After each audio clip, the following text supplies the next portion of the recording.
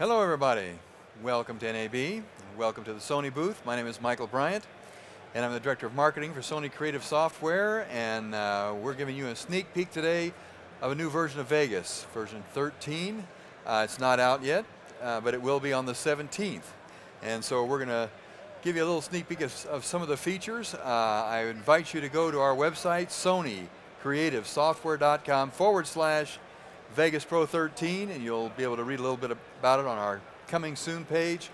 Enter your email address and we will notify you as soon as it's available. So for those of you who don't know what Vegas Pro is, I could describe it as a non-linear video editor, but it's also a multi-track audio recorder. It's also a compositing tool, and it's an encoding tool. It's a very organic environment to work in. You can edit very quickly. You can edit and see your results in real time. So it's actually a very fun working environment.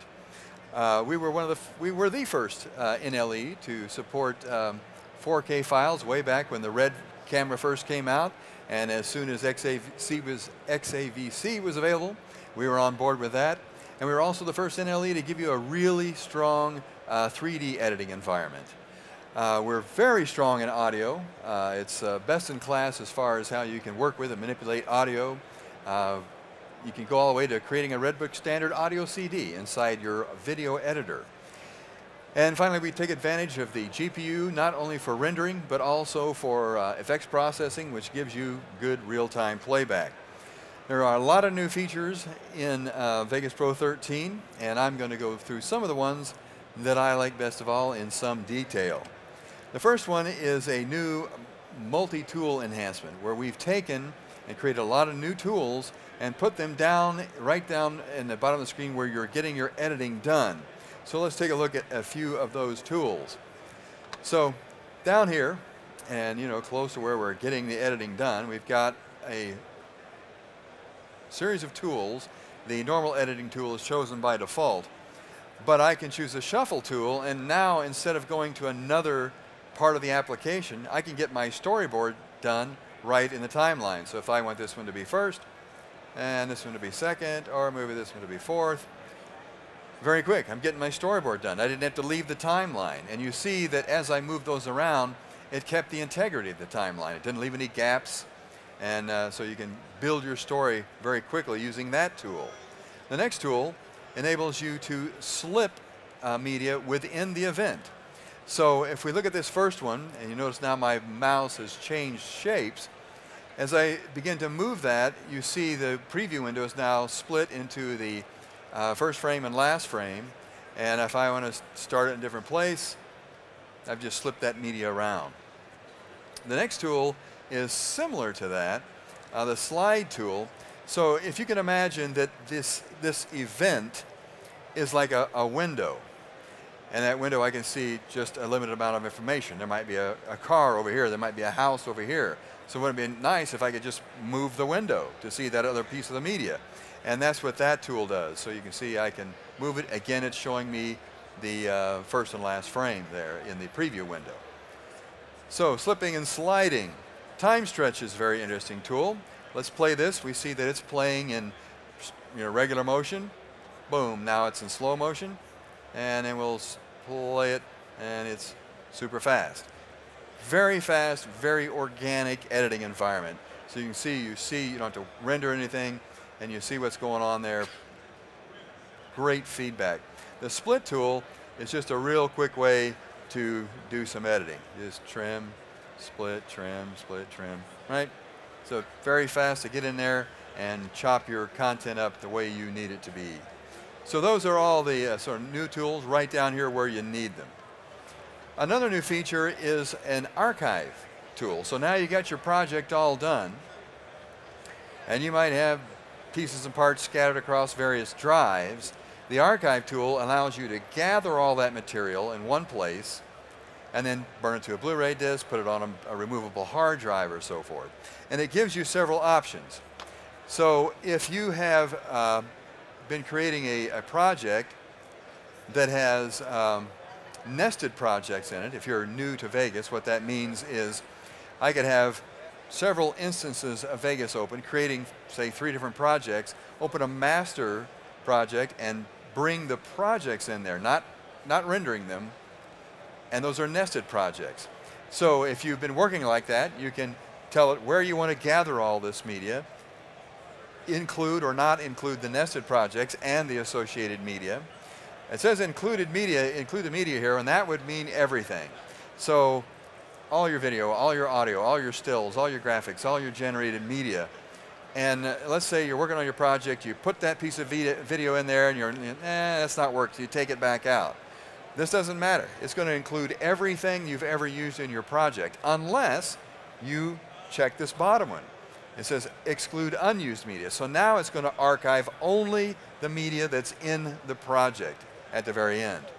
The proxy and audio. So if we tick this, even if you've been working with proxies, it'll include those in the archive. So I'm going to talk a little bit more about working with proxies in another new feature that we have. So a great way to gather all that material, no matter where it's been scattered out, into one place, archive it, so if you ever need to get back to the project or any piece of media within that project, it's now in your archive. So another new feature that is pretty cool is this iPad app that we've developed that you can download from the Apple Store, completely free, and it works with Vegas Pro, and it's, even though it can control the playback of Vegas Pro, it's really more about collaboration. And it gives two styles of collaboration. One, I'm calling sort of the online style, and that's where, like sometimes Gary's working on a video for us and he goes, okay, everybody come in here, let's review this. We can show up with our iPads, and instead of saying, hey Gary, stop, roll back, we can just drop a marker there, or we can even control the playback of Vegas. So we're gathered around a central monitor and everybody's adding notes frame accurately to the project so Gary knows what to do when he goes back to finish the project. So that's sort of the online workflow. You can also create a iPad-friendly proxy and then leave the building. You know, you're going home on the train, you can watch it. You can see any markers that he's added. He may want you to go someplace and look at something very specific. You can add your own markers with very elaborate notes. And as soon as I take the iPad and I get back in the Wi-Fi range of Vegas, boom, all of that metadata shows up in the project. And so he has your notes, frame accurate to the place of interest, and he can carry on with the edit. So I'm going to attempt something very daring. I have tried 3 different networks here to see if I can get this thing to sync up. And this hall is so full of Wi-Fi. Aha, it says it's connected. That it'd be a miracle if this actually works. Sometime open up your phone and look at all the Wi-Fi available in this hall. It's crazy. So we're being radiated. I think we'll be ready to cook. So from here, you can see on my iPad that across the top are all the different stations that I can connect to. A couple of kiosks down there, the stage, back at the office. The one in green says I'm now connected to the one on the stage. So I have my own little Wi-Fi network set up here so that hopefully I don't get interference from everybody else. You see some thumbnails there, and those are the proxies that I've brought over to the iPad so I can review those offline. Okay, so see if I can do this backwards. So I go into here. Now I have a screen that is sort of the standard transport controls, but I can put it in play. So it's playing back. You see it's very, very touch sensitive. It's just very, there's no delay. And I can drop markers. So, we start playing along here. And I say, and I want to check the color there. Whoops. So I just chose custom. So I'll just put in a custom note here. Just type the word hello and say done. And so now I've got a marker there that says hello, right? So check this or that. So I'll drop in some other markers here so we can see those are dropping in real time. Okay, so that's using this. Now you notice that as I use this, I had to look down here to find those little buttons. So what I like is the gesture mode, a big blank screen. And if you don't know what the gestures are, you can hit the help button and it shows you all the different hand motions you can use to make this work. Click on done. And so now a single tap and I'm playing. 2-finger tap, goes back to the beginning. Another tap, it's playing. Single tap, stops. I can take 2 fingers. So I don't even have to look at the iPad. If I get here and I really want to slow her down, I can, let me get some place where there's some action. 3 fingers, I'm going a frame at a time. I can drop a marker there without ever looking at the iPad. So a lot of times when I'm working, I just lay the pad down like this so I can have my keyboard and my mouse and control the playback, drop my markers from the iPad. So then moving back here, where we have those thumbnails, if I were to select a short portion here so we don't take up a lot of time, and then I'll save this as something different here, and then choose File, Prepare for Vegas Pro Connect. And it's asking me, do I want to do the entire project or just the loop region? Just to save some time, I'm going to do the loop region. And so now it is making a iPad-friendly proxy of my project in its current state. And as soon as it gets done, and I click on OK, and you can see now, probably not, but there is now a thumbnail for that. It's asking me to tap to sync. So now via Wi-Fi, it's transferring that file from my Vegas machine to my iPad. And so then I could go in and drop markers, add notes, and as soon as I get back in range of Vegas, drops all that metadata back into my project. So a really nice new feature for collaborating with a larger team.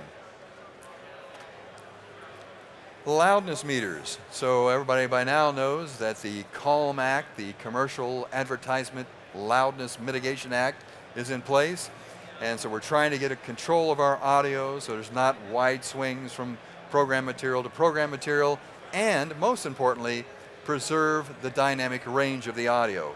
Dynamic range means the difference between the softest and the loudest part of the audio. And it's a much richer experience if you can preserve that dynamic range.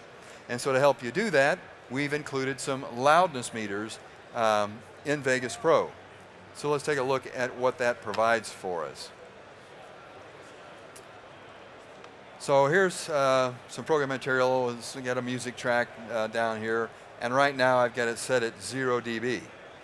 So I'm going to open up my loudness meters, and we see that there are 5 meters here. So what is all this metering going on? And let me just make sure that I'm set to the right scale. And it is. Okay. Oh, so notice right here that it says absolute equals minus 23 loudness units full scale. What the heck is that? Well, it's very similar to, it's not a one-to-one relationship, but it's very similar to talking about decibels, about dB. And the CALM Act requires that your audio over the length of the program come in at minus 23 loudness units or dB. So if I play this right now, whoa, I'm breaking all kinds of rules. One or two things is going to happen. I'm either going to get fined for this, or when it goes out of the station, what are they going to do? They're going to clamp that thing down so that they stay in compliance. What's that going to do to my dynamic range? There will be no dynamic range. It'll be just this squashed signal. Okay, so it warned me of that. So I'm going to reset this and reset the engine. And I'm going to ratchet back the audio here, 10 or 12 dB, and play it again. And now it's more reasonable. So what are we seeing here? This is a momentary meter, and it's looking at, like 700 milliseconds. The second one here is showing me like 3-second interval. But this is the important one, the integrated level.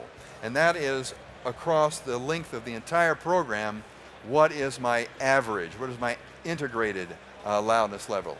And that one needs to be in the minus 23. So let me set this back. And so we can see that we're sitting there nice and pretty at minus 25. So we actually have some headroom left. Over here, we're seeing the width of the dynamic range, the difference between the softest and the loudest part. Well, this is a music bed. There's not a lot of dialogue going. There's no dialogue going on. So we don't have wide dynamic range in this particular material. Over here, it's showing true peaks. And you're going, hey, wait a minute. That's peaking out at minus 12. You just told me we had to stay below 23. Aha, but that's what the integrated is all about. It says over the length of the program, the average has to be minus 23. But you can peak up to -12, and that's where we get the dynamic range that makes our audio sound interesting. And if the boss really wants to know, did you get it right, you can go to Tools, and you can generate a loudness log, and that will give us detailed information about where it might have gone over spec. And of course down here we see we're sitting there pretty 3D below -23. We got plenty of headroom and we are in compliance. So the loudness meter is a nice addition to Vegas Pro 13. The Proxy-first workflow is very interesting. So Sony has a wireless adapter that can be connected to the camera. So as the camera is recording the high definition, the high resolution video, this little unit here is creating a proxy that's very efficient, very small, that can be sent up to the cloud, your own personal server, or using Sony's Media Cloud Services C service. You could store it up there, and then the guy back here at the studio brings down those proxy files and begins editing. While this guy is trying to drive back to the studio. He could have the edit done by the time the guy gets back to the studio. He hooks his camera up to the workstation, brings the full resolution files over, and Sony Vegas does a smart replace. Now you got your full res files, and you're ready to render. So really nice workflow to really speed up the process and collaborate with the cameraman. And to really kick your creativity into high gear, we have partnered with some of our key partners. And in Vegas, you get included, you get the new Blue Effects Video Essentials 6. Lots of nice video effects in there. If you're working with dialogue, a great tool is Isotope Nectar Elements included in Vegas that allows you to repair or enhance your dialogue. Hit Film is a tool that allows you to do all kinds of special effects to really spice up your video, included in Vegas Pro Suite. The fast apps are very small apps, very targeted for very specific workflows, like quickly create a lower third, quickly do a white balance, or get a movie look. We've got 100 effects from our partners at Blast Wave Effects. You register that, you get 100 more. And then we allow you to choose from the over 1,600 plus production music tracks from the Sony Sound series to have some nice music in your project as well. And we still have this very robust Blu-ray authoring tool that allows you to use any tool that would create a PSD file to create beautiful backgrounds and very specialized buttons, or you can use one of the built-in templates. You can create alternate angles, you can create alternate languages, you can create subtitles, you can create multiple menus to have multiple movies available. You can create surround sound mixes in Vegas Pro and then encode those using the Dolby Digital Pro encoder for surround or stereo. And then using the main concept AVC encoder, you can get beautiful high definition video on your Blu-ray disc. If you have questions about any of this, or you want to go download a free trial version, you can go to Sony Creative Software.com and see all of our products. If you put a slash on into that and type Vegas Pro 13, you'll go to the landing page that talks about the new release and the upcoming date. And if you put your email in that, we'll send you an alert when it's available. And of course, then you get to be in another database. And we all know that whoever is in the most databases when they die wins. So go around here and enter everybody's database, and you're bound to be a winner. If you would like to get your hands on Vegas Pro 13, even though it's not out yet, you can walk over to our kiosks, and we've got people over there that can fire that up for you and get you some media and let you try it out for yourself. Thank you very much, and have a great show.